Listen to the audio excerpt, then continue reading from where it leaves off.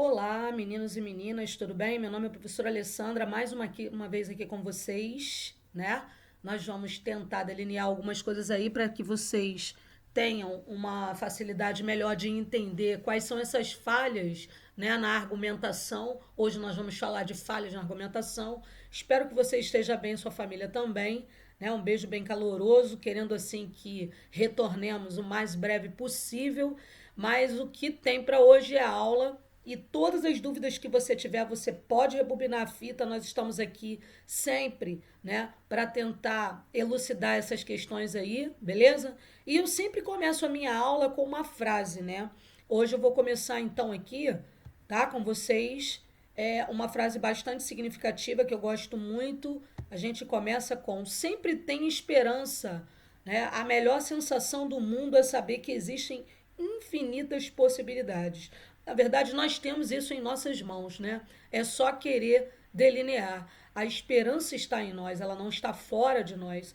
E se não acreditarmos que tudo vai dar certo, não vai ser possível. Só é possível e só temos essa infinidade de possibilidades quando acreditamos, quando temos esperança. E esse é o meu recado do coração para vocês. Abram mente, abram coração para a questão das possibilidades que são infindas na vida de vocês, com esperança e com fé. Vamos que vamos, vamos lá. Então hoje eu vou falar das falhas da argumentação. A argumentação ela pode ser maximizada, né, ao construir bons parágrafos do desenvolvimento, né, e tanto no que diz respeito à construção quanto à forma. Então, quando eu falo de argumentação, obviamente eu não estou falando da argumentação simples, somente a estrutura de início, meio e fim. Eu estou falando da linguagem, eu estou falando dos conectores que podem estar erradamente, né, inclusos dentro da sua redação, a seleção de vocabulário que você utiliza para argumentar. Então, todas essas nuances, elas são importantíssimas e imprescindíveis para um bom desenvolvimento de parágrafos na argumentação.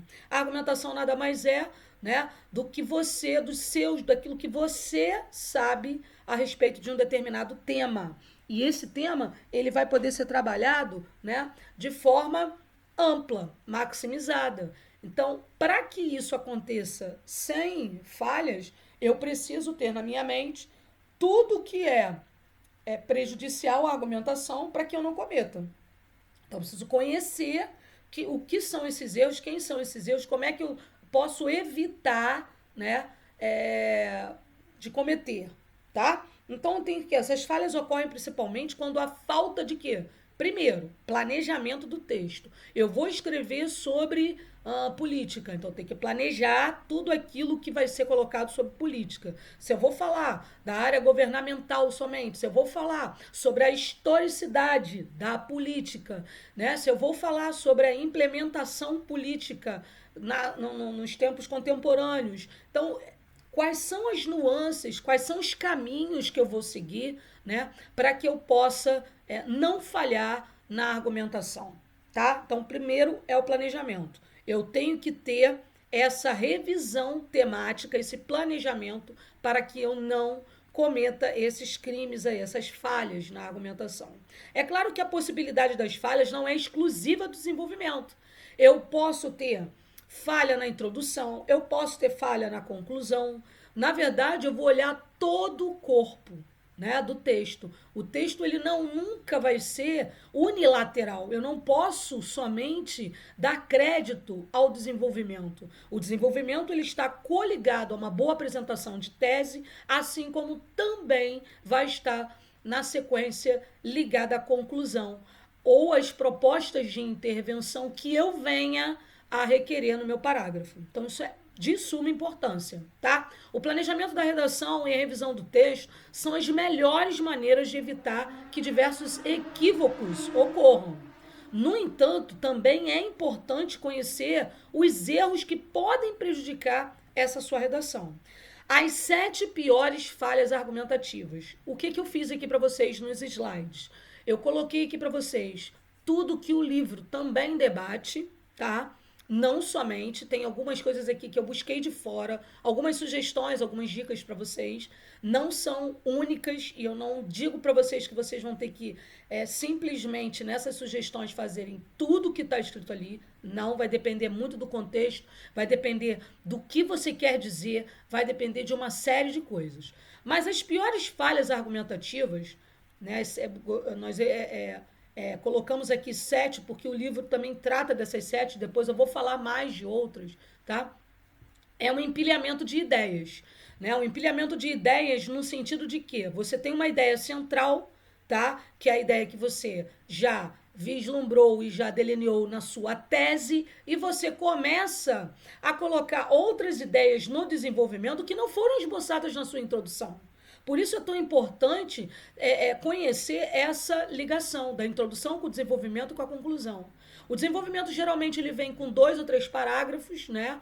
Alguns colocam até com mais, mas eles estão coligados, então tem que ter cuidado nesse sentido, não empilhar muitas ideias sobre aquilo que se quer dizer. Se você delineou na sua tese um caminho, né, a ser seguido, então desenvolva aquele caminho e todas as ramificações que aquele caminho vai te proporcionar, beleza? Então, quando há mais de uma ideia central por parágrafo, fica muito difícil aprofundar. Eu vou pegar a caneta aqui para que vocês possam assinalar também aí no caderno, no livro de vocês, essas particularidades. Essa parte aqui, tá? Ela em especial está no livro de vocês, tá? Mas tem outras partes que não. Então aqui, ó, quando há mais de uma ideia central por parágrafo, fica muito difícil que aprofundar qualquer uma delas. Por quê? Porque não há espaço suficiente, né, em poucas linhas, tornando o parágrafo o quê? Superficial. Eu vou só citar, aí eu vou colocar outra, vou citar outra ideia, vou colocar outra ideia e não concluir. Cada parágrafo, como eu coloquei para vocês numa aula anterior, ele deve ter início, meio e fim. Cada parágrafo. O texto tem que ter início, meio e fim, com introdução, desenvolvimento e conclusão. Mas cada parágrafo tem que ter essa ramificação. Então, como é que você vai manter introdução, desenvolvimento e conclusão se você está empilhando várias ideias? Não tem como. Esse é denominado empilhamento de ideias. Nós vamos falar sobre isso. Exemplos no lugar de argumentos. Você exemplifica ao invés de argumentar, né? São excelentes formas de comprovar esses argumentos. No entanto, eles são usados como o próprio argumento, eles prejudicam, né, o texto em vez de ajudar. Se ao escrever um parágrafo o autor se limita a contar uma história sem argumentar sobre o ocorrido, ele está priorizando o quê? Os exemplos. E não está priorizando a argumentação ou o sentido opinativo, tá? E por isso o texto se torna o quê? Somente expositivo e não argumentativo. Corrigimos várias redações com esses erros aí. Muito cuidado, tá, com essa questão, porque você pode danificar assim a essência da sua argumentação. O texto expositivo, por exemplo, no Enem, ele não é cobrado, tá? O que é cobrado no Enem é o texto argumentativo, dissertativo argumentativo. Preste atenção que você pode zerar a sua prova. Panfletagem, especialmente em temas polêmicos, há quem encare a redação como uma verdadeira manifestação política em vez de construir argumentos o quê? Sensatos e coerentes. Ou seja, você manifesta, né, ali dentro do texto o teor da sua raiva ou o teor da sua não aprovação de certas implementações políticas, de certos assuntos ligados à economia, e esquece de que você, sensatamente, deveria o quê? Somente argumentar e não apenas panfletar, mostrar, porque o panfletagem vem disso, né? Panfletar, mostrar, né? Através de papéis, de outdoors, né? Você panfleta ali, que tem a ver com folha também, ao invés de você simplesmente falar a respeito daquilo ali. Acaba fazendo uma panfletagem, uma ideia, um partido político, muitas vezes chegando ao radicalismo. Radicalizar e generalizar, fujam disso aí. Fugindo da ideia de argumentação coerente. Isso aqui pode até te indicar a fuga do tema. Muito cuidado, tá? Você pode fugir do tema. Então, a fuga temática, ela se dá com a questão, tá? Da panfletagem, tá? Fuga do tema. Escrever com isso aqui é magnífico, tá bom? Então, muito cuidado que poderemos desencadear com a panfletagem a fuga do tema. Beleza? Então, vamos seguir. Clichês, né? São chamados clichês aqueles lugares comuns da redação, ou seja, ideias que não contam nem pouco com originalidade, porque já foram ditas e repetidas diversas vezes, né? Aqueles clichês, né? Hoje a culpa é sempre do governo. Você não coloca, não expõe as outras particularidades ou as outras culpabilidades, né? Que você tem, né? Porque na verdade nem tudo é culpa só do governo. Às vezes as políticas públicas, a questão até, né, de você tentar resolver a sua problemática de uma forma mais coerente, em forma de representação política, podem ser um caminho, podem ser caminhos aí. Por mais que sejam ideias corretas, né, os clichês não conferem nenhum tipo de autoria à sua redação, sendo, portanto, considerados uma falha. Quando eu coloco os clichês, eu também estou falando daquelas frases prontas, tá? Porque o aluno tem mania de colocar essas frases dizendo assim, essas frases são lindas, eu vou colocar aqui porque ela é bonita, e aí você acaba errando. Linguagem oral é linguagem rebuscada, muito cuidado com isso aqui. Já foi visto que a linguagem ideal a ser utilizada em uma dissertação argumentativa é o quê? É a norma padrão. Então, se você foge disso aqui, obviamente você também comete uma falha e você vai estar perdendo pontuação.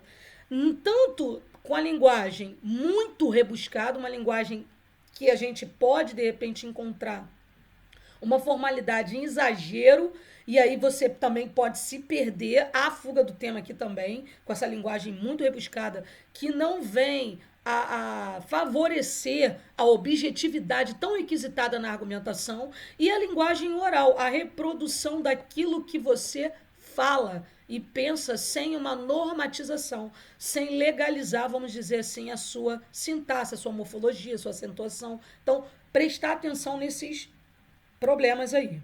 Redundância ou prolixidade. Ser redundante ou prolixo é a atitude conhecida como o quê? Vamos lembrar. Falar e falar sem dizer nada.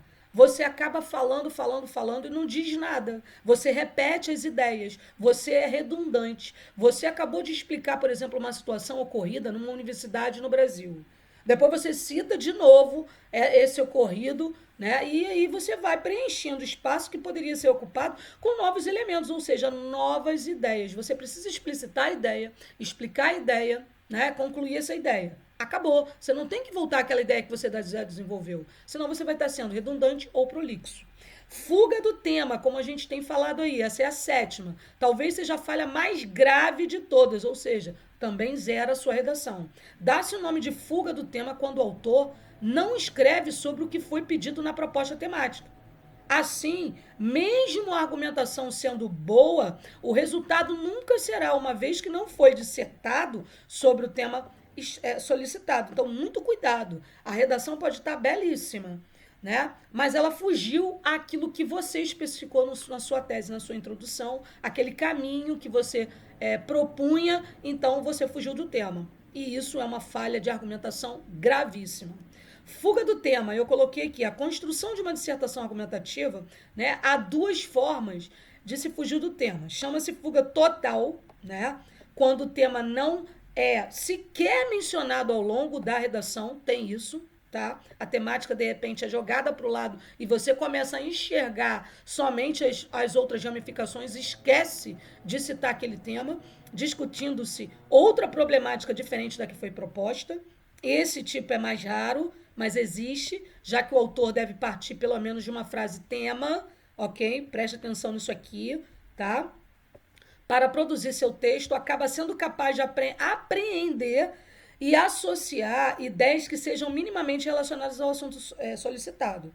E a fuga, né, total e a fuga parcial, que é um tipo de quê? A parcial é um tipo mais comum, que ocorre quando o autor tangencia. O que é tangenciar? O texto está tangente. Ele fugiu um pouco da temática, isto é, não desenvolve exatamente aquilo que foi proposto. Então, o tema da redação é a saúde da mulher. Aí você vai começar a falar a respeito das obrigações que a mulher tem né, no seu dia a dia. E aí, tudo bem que você fale disso aí, porque pode ter a ver com a questão da saúde da mulher. Mas se você só permeou isso aí, você fugiu parcialmente, né, ao invés de você falar, né, restringindo, né, o tema aí. Então, preste atenção, tá? Nesse sentido. Bom, contextualizando na atualidade, é inegável que muito se evoluiu no que diz respeito ao quê? A difusão de ideias e discursos. No entanto, ainda são muitas as formas de manifestação que acabam por afetar e ferir pessoas por conta de diferentes fatores. Ao longo do capítulo foram estudadas várias falhas argumentativas, como eu coloquei aqui para vocês, né, que podem prejudicar o resultado final da dissertação. Além delas, é importante conhecer outras ocorrências, né, que perpetuadas e reproduzidas por muito no dia a dia podem acabar sendo levadas à produção textual, né, a comprometer o resultado final. E nesse sentido, é importante a gente saber que a questão, né, como é o caso aqui, por exemplo, das generalizações e da criação de estereótipos, né? Normalmente essas ocorrências, elas são pouco fundamentadas e produzem lacunas na argumentação. Quando, por exemplo, só cito e não explico aquilo que deveria ser colocado.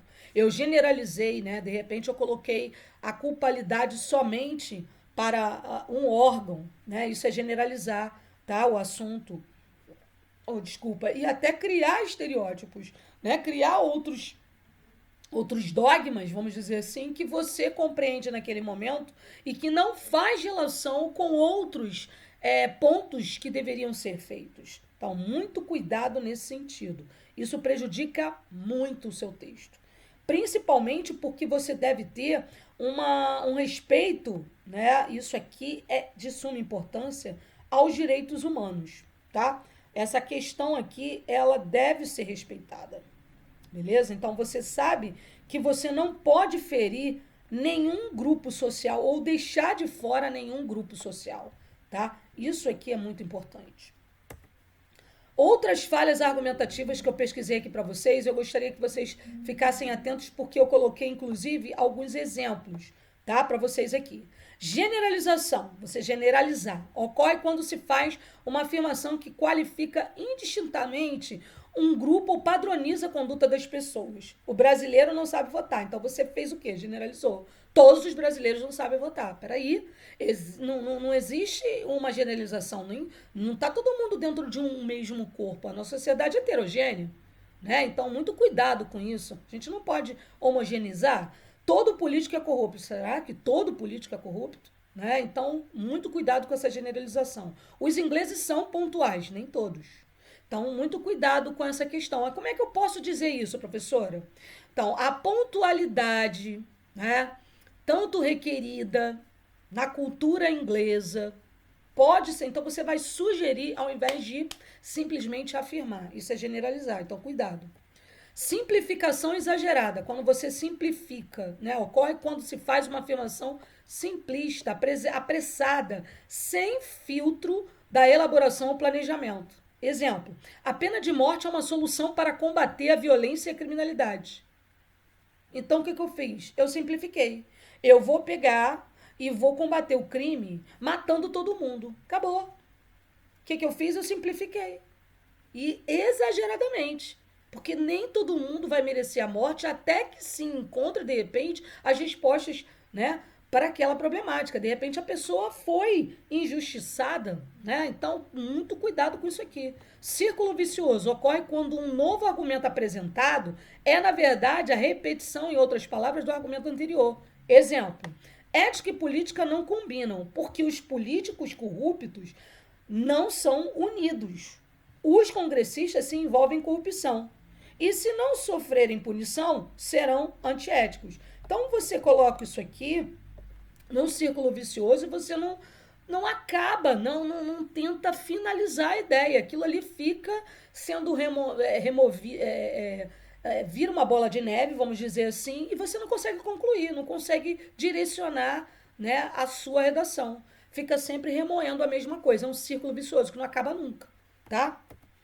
Sofisma ocorre por um erro de raciocínio, é um argumento falso, considerado como verdade acabada, elaborado com a intenção de quê? De enganar. O Brasil não vai para frente por causa do povinho que tem.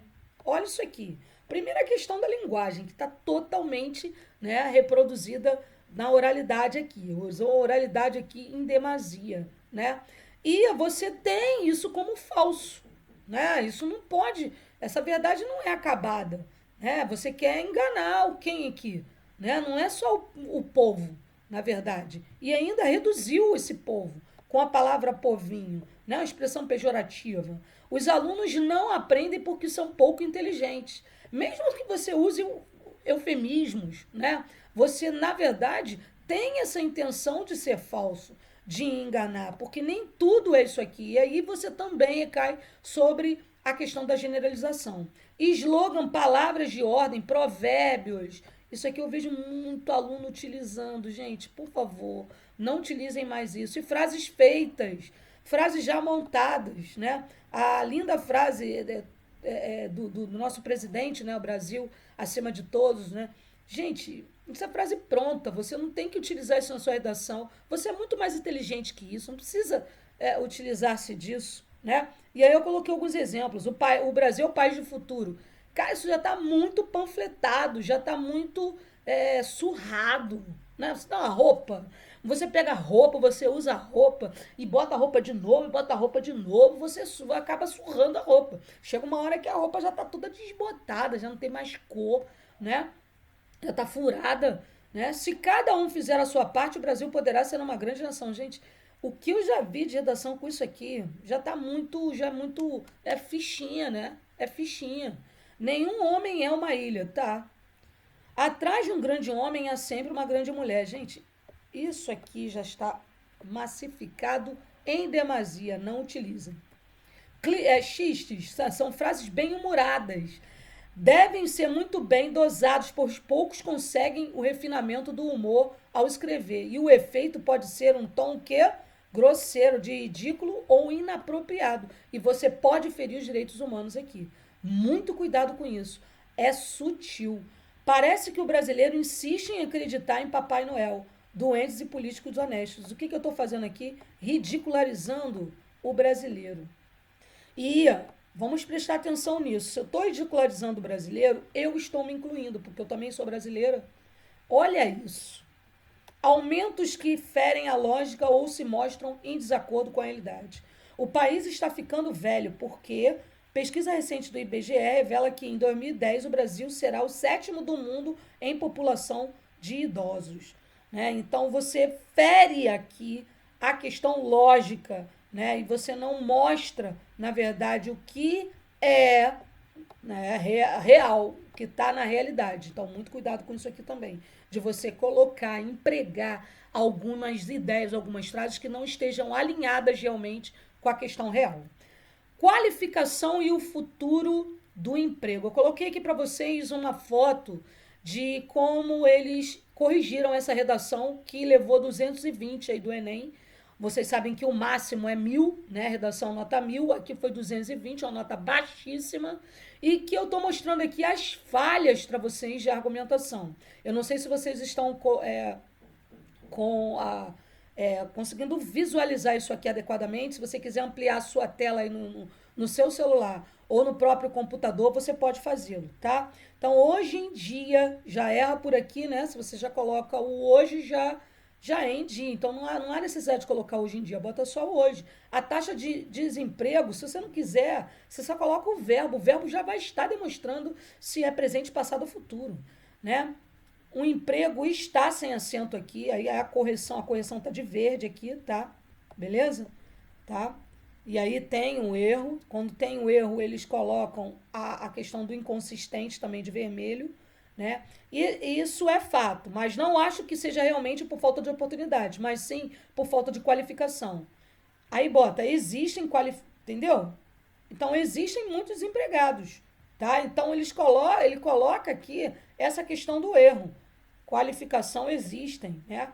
Aí termina em qualificação. Depois que vem a palavra existem com a pontuação adequada, tá? E daí sucessivamente. Olha os tremendos erros, tremendas falhas que são cometidas, né? Na prática, eu coloquei aqui na prática para vocês. Deixa eu dar só mais uma olhada aqui para a gente já finalizar. Para finalizar, né? Finalizar. Acho importante dizer, então, que futuramente, sem qualificação, o desemprego tem uma taxa bem mais elevada que atualmente. Olha isso. Olha a inconsistência, olha a incoerência. Esses elementos argumentativos que ele utilizou sem, ou então o que, estão totalmente desconexos, né? Então o D, né, de DEM aqui, outro erro gramatical, né?